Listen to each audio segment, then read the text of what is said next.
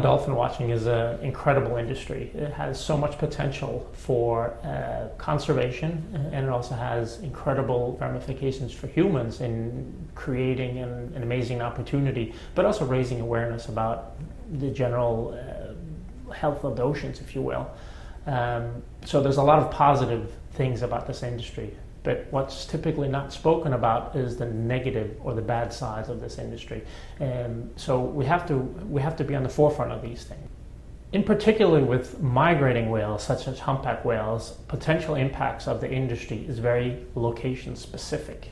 For example, if you have a humpback whale that's migrating up along a migration corridor, interacting with such a whale is probably not a big deal in the short context if it's done properly.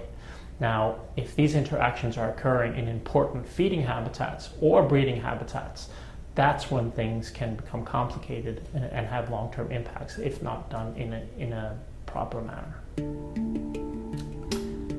Whale watching can affect cetaceans both in the short and long term. Short-term effects are mainly manifested through short-term behavioral responses, such as disruption to foraging, to socializing, to resting. However, if the activities are repeated, there can be cumulative effects, and that can manifest itself through to population level consequences. Animals can leave important habitats, animals can lose important foraging opportunities, and those are the issues that can manifest into biologically significant impacts. So potential impacts of swim-with activities are somewhat similar to impacts of whale watching activities. The main difference is, of course, that you're going to have people in the water.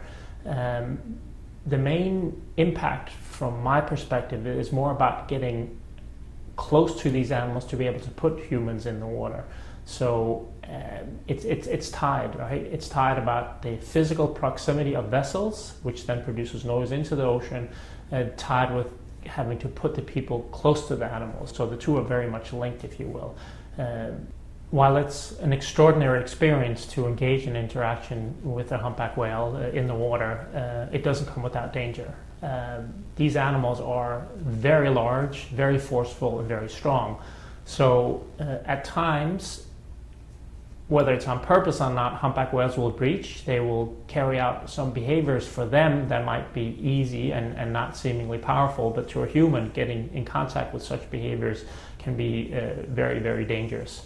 At times, these animals will not want to engage and will physically strike their fluke, and that can certainly have severe consequences for a human should they be in their way. So it can be very dangerous, and there are certainly situations where humpback whales have endangered humans.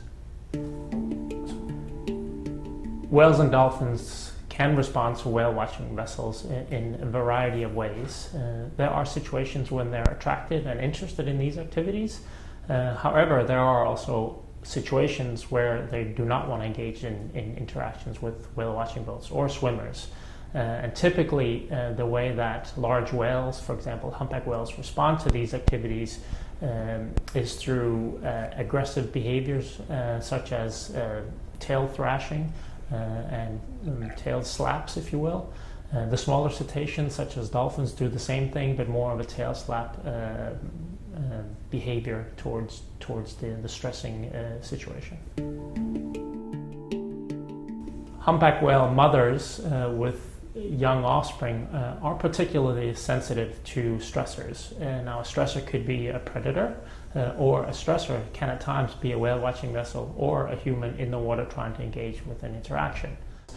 Typically, if it's a mother calf, the mother will get in between the object, whether it's a boat or a swimmer, and the calf itself. We've definitely observed these animals trying to protect their offspring or their calves, and humpback whales will forcefully get in among killer whales to defend their calves. These forceful behaviors include tail slaps and tail swipes, if you will, but also lunging. One of the things that they also do is that they take out their pectoral fins and set them very, very wide and swipe the pectoral fins to try to keep a distance between the mothers and the calves and the potential predator, most likely a killer whale. Similarly, when they have competitive groups of humpback whale males trying to get access to humpback whale females, you certainly see also very strong forceful behaviors between the males to get access to the females. And some of these behaviors are lunging at each other, tail swiping and tail slapping, which is very, very forceful. In Hawaii, we have humpback whales that come here seasonally. It's an important breeding and resting habitat for these animals. Here, whale watching is allowed with very strict regulations around that, but swim with activities are not allowed in these waters, unlike other places around the world.